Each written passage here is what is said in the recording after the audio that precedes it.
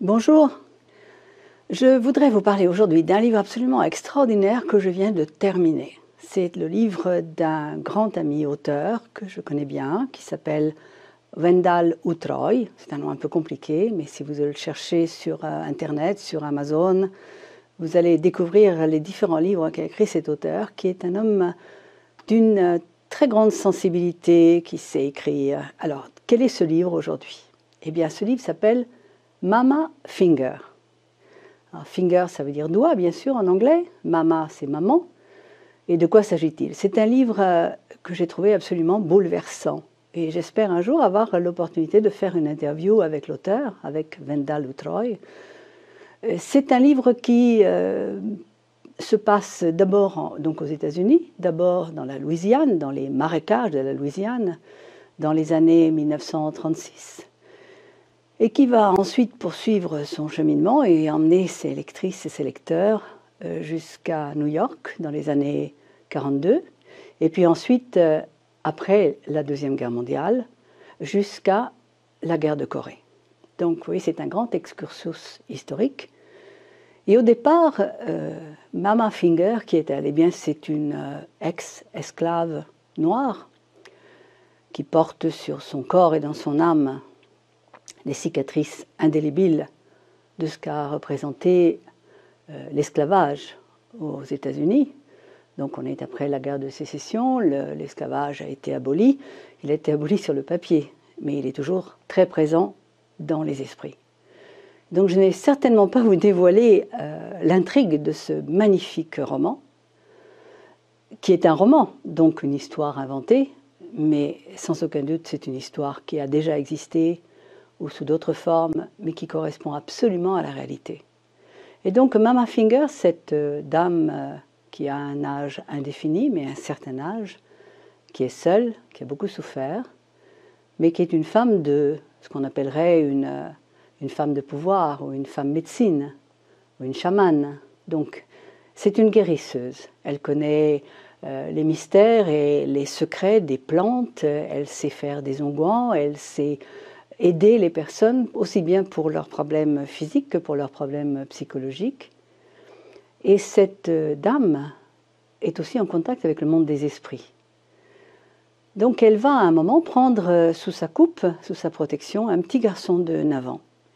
Ce petit garçon vit dans cette même région, dans la Louisiane, et il va apprendre avec Mama Finger l'humanité, comment le secret des plantes, comment aider les autres, comment comprendre leurs émotions et comment se mettre en contact avec le monde des esprits.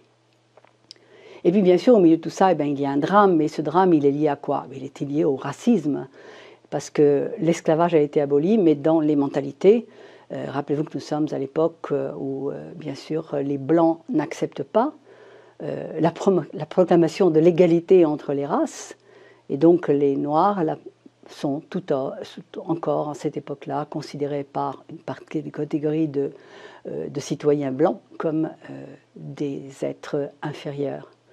Et donc la haine, l'ignorance qui est à la base de toute la ségrégation, de toute la violence, et qui a comme réponse seulement la violence, sera la base d'un drame qui va se développer dans cette région, et dont bien sûr vont faire les frais beaucoup de personnes, et en particulier ce jeune garçon qui sera marqué à jamais. Et pourtant, donc, le Ku Klux Klan poursuit son œuvre de dénigration, de violence. Et n'oubliez pas que le Ku Klux Klan a été fondé aux États-Unis en 1865. Mais en fin de compte, ne croyez pas que ce soit seulement qu'un roman historique, parce que si nous regardons ce qui se passe autour de nous, aussi bien aux États-Unis qu'ailleurs, ces courants racistes, nazistes, selon les régions où ils se développent, et qui prônent la suprématie de la race blanche, ont leur source dans la même mentalité du Ku Klux Klan.